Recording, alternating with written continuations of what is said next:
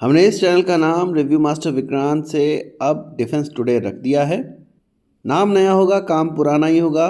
Defence news की बात होगी। सबसे पहले हम लोग हेडलाइंस की बात कर लेते हैं। कनाडा की रिपोर्ट में निज्जर की हत्या में भारत का कोई भी हाथ निकल कर नहीं आया है।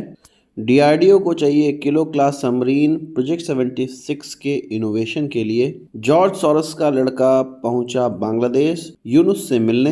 अदानी डिफेंस की तरफ से गौरव ग्लाइड बम का निर्माण स्टार्ट कर दिया गया है। भारत और इंडोनेशिया के बीच में ब्रह्मोस की डील थोड़ी सी लटकती हुई नजर आ रही है और डीप सीक जो कि चाइना का एआई है उस पर लगाम कसेगा भारत। सबसे पहले हम लोग बात करेंगे कनाडा की जो रिपोर्ट निकलकर सामने आई है उसमें ये क्लियर कह दिया गया है कि भारत का कोई भी हाथ निज्जर हत्याकांड में नहीं है। जैसा कि जस्टिन ट्रूडो की तरफ से कहा गया था कि भारत ने निज्जर की हत्या करवाई है और पूरे पूरे विश्व में हल्ला मचा हुआ था। हर देश भारत का क्रिटिसिज्म कर रहा था, कुछ देश भारत के साथ भी खड़े थे। अब ये क्लियर हो गया है और कनाडा की रिपोर्ट में ही निकल कर आया है। उनकी एक public inquiry into foreign interference in federal electoral process and democratic institution नाम से एक रिपोर्ट आई है जिसमें कि क्लियर कह दिया गया है कि भारत का कोई भी हाथ निज्जर की हत्या में नहीं है। तो अब ये डिबेट बिल्कुल ख़त्म होती है और भारत को क्लीन चिट कनाडा की तरफ से ही दे दी गई है। अब आप देखिए कि बाइडेन की सरकार में भारत के विरुद्ध कनाडा में जो प्रोग्राम चल रहे थे वो अब ट्रंप की गवर्नमेंट में धीरे धीरे खारिज होते हुए नजर आ रहे हैं। आपका क्या कहना है इसमें कमेंट बॉक्स में ज़रूर बताइएगा। अच्छा, बाइडेन और ट्रंप सरकार में भारत के लिए एक और चीज़ अच्छी हुई है, उसमें हम लोग बात कर लेते हैं। जॉर्ज सोरोस का लड़का एलेक्स सोरोस पहुंचा है बांग्लादेश के अंदर। एलेक्स सोरोस या आप कह सकते हैं कि जॉर्ज सोरोस का जो कंपनी है या जो फाउंडेशन है वो है ओपन सोसाइटी फाउंडेशन, जो कि कश्मीर के अंदर अलगाववाद को प्रमोट करता है। तो जॉर्ज सोरोस का लड़का बांग्लादेशी चीफ से जाकर मिला, मोहम्मद यूनुस से मिला। जॉर्ज सोरोस का ही पैसा लगा हुआ है ग्रामीण बैंक में, जो कि मोहम्मद यूनुस की तरफ से स्टार्ट करी गई थी। और ये भी कहा जाता है कि मोहम्मद यूनुस बिल्कुल बहुत ज़्यादा क्लोज है जॉर्ज सोरोस के और जॉर्ज सोरोस का बहुत सा पैसा मोहम्मद यूनुस के व्यापार में लगा हुआ है। इसके अलावा बांग्लादेश के अंदर ग्रामीण टेलीकॉम है जिसमें कि फिर से ग्रामीण बैंक का कुछ 35% का स्टेक है और ग्रामीण टेलीकॉम बांग्लादेश की सबसे बड़ी टेलीकॉम ऑपरेटर है। तो आप कुल मिला के ये समझिए कि जॉर्ज सोरोस का कब्जा है बांग्लादेश के अंदर कम्युनिकेशन में। वैसे तो जॉर्ज सोरोस भारत के लिए अलगाववाद करता है, अमेरिका में भी ये बहुत ज़्यादा प्रसिद्ध नहीं है, पर बाइडेन के काल में जॉर्ज सोरोस को वहाँ का सिविलियन यूएस का हाईएस्ट सिविलियन पुरस्कार दिया गया, जिसका बहुत क्रिटिसिज्म भी हुआ। अब आप देखो कि ऐसा व्यक्ति जो कि बाइडेन की सरकार में पुरस्कार पा रहा है, वो बाइडेन के ना रहने के बाद अब बांग्लादेश का दौरा कर रहा है, उसका लड़का दौरा कर रहा है बांग्लादेश का। कुल मिला के ये समझो कि अमेरिका का हाथ बांग्लादेश से हट चुका है।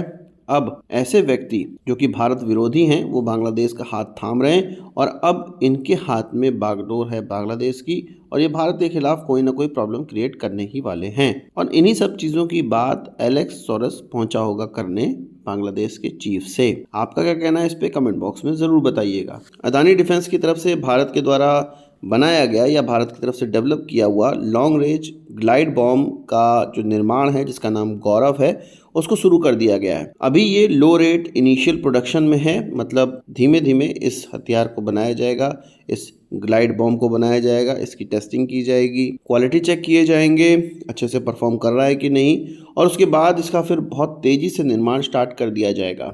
ग्लाइड बम हम जानते हैं कि ये एक गाइडेड और लॉन्ग रेंज बॉम्ब होते हैं जो कि अपने टारगेट पे पिन पॉइंट अटैक करने के लिए बनाए गए या डेवलप किए गए होते हैं। ये जो गौरव है वो 1000 किलोग्राम क्लास का ग्लाइड बॉम्ब है जो कि पाकिस्तान की नींद हराम करने के लिए काफ़ी है। ये हाइब्रिड नेविगेशन सिस्टम पर चलता है, इंसर्शियल नेविगेशन सिस्टम और जीपीएस दोनों के ही डेटा को एनालाइज करके ये अपने टारगेट पे नष्ट होता है। ये जीपीएस डिनायल एनवायरनमेंट में भी काम कर सकता है और हाईली एक्यूरेट है। तो अदानी डिफेंस के अंदर इसका निर्माण स्टार्ट कर दिया है, जल्द ही हम लोग इसका इंडक्शन भी देखेंगे। डीप सीक, आप जानते हैं कि चीन की तरफ से अपना एआई लॉन्च कर दिया गया और 2-4 दिन से ये काफ़ी सुर्खियां बटोर रहा है। इसका बहुत ज़्यादा नुकसान भारत को है क्योंकि चीन डायरेक्ट भारत का दुश्मन है। अभी तक हम लोग ओपन एआई का चैट जीपीटी देख रहे थे, इस्तेमाल भी कर रहे थे, वो भारतीय सर्वर पर नहीं था। पर अब गवर्नमेंट जागी है। डीप सीक को देखकर ये लग रहा है कि हमारी प्राइवेसी और हमारा जो डेटा है वो सिक्योर नहीं है चीन के एआई प्लेटफॉर्म पे। इसलिए इस चाइनीज़ कंपनी डीप सीक का जो होस्टिंग है, भारत ये कह रहा है कि हमारे सर्वर पर भी ये होगी।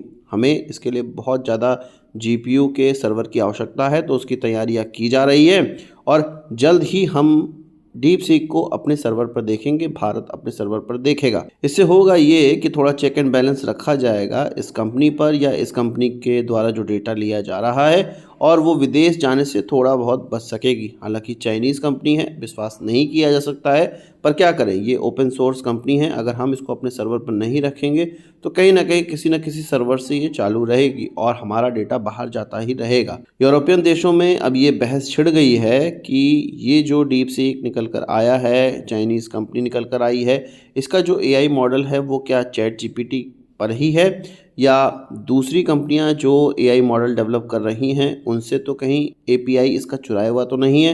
ये सारी चीज़ों पे इन्वेस्टिगेशन चल रही है। इस बीच एनवीडिया को बहुत ज़्यादा नुकसान हुआ है और एआई चिप मेकर कंपनी है ये एनवीडिया, जो कि चैट जीपीटी पे या ओपन एआई पे बहुत ज़्यादा इन्वेस्ट करी हुई है। उनके इन्वेस्टर को अब ये डर लग रहा है कि चीन, जो कि अभी इस दौड़ में कहीं नहीं था, वो अचानक से कैसे सामने आ सकता है और चैट जीपीटी के बराबर का या ओपन एआई के बराबर का एक प्रोडक्ट लाकर रख सकता है। अब प्रॉब्लम तो यहाँ भारत के लिए भी है कि भारत का सबसे बड़ा प्रतिद्वंदी ऐसे एआई मॉडल को सामने ला चुका है जो कि विश्व में बहुत ज़्यादा नाम बटोर रहा है और भारत के लिए ये प्रॉब्लम क्रिएट कर सकता है।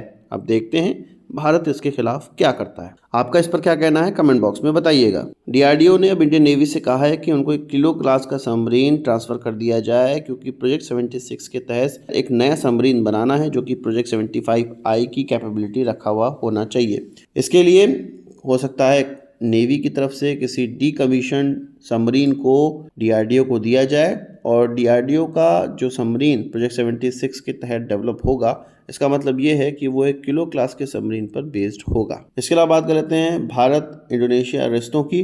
तो ब्रह्मोस की डील अभी थोड़ी सी नटकती हुई नज़र आ रही है। हमें पता है कि इसके लिए प्राइस नेगोशिएशन और सारे नेगोशिएशन कंप्लीट हो चुके हैं, पर जब इंडोनेशिया के प्रेसिडेंट भारत आए तो इस डील पर कोई बात नहीं हुई और इंडोनेशिया ने और ज़्यादा समय मांगा है।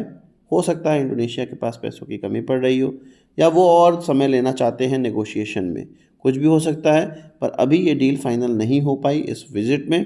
आगे हम लोग देखेंगे कि वियतनाम के साथ किस प्रकार की इससे डील होती है, क्या उनके साथ हम लोग अंतिम कॉन्ट्रैक्ट पर पहुंचते हैं। आपका क्या कहना है इस पर कमेंट बॉक्स में ज़रूर बताइएगा। आज के इस वीडियो के लिए बस इतना ही। आशा करता हूँ वीडियो पसंद आया होगा। आपको एक बड़ा थम्स अप जरूर देंगे। इस वीडियो संबंधित सवाल सुझाव हो कमेंट बॉक्स में जरूर लाइएगा और यदि आपने हमारा चैनल सब्सक्राइब नहीं किया उसे भी कर लीजिए क्योंकि हम इस प्रकार की वीडियो लाते रहते हैं। नमस्कार, थैंक यू, जय हिंद।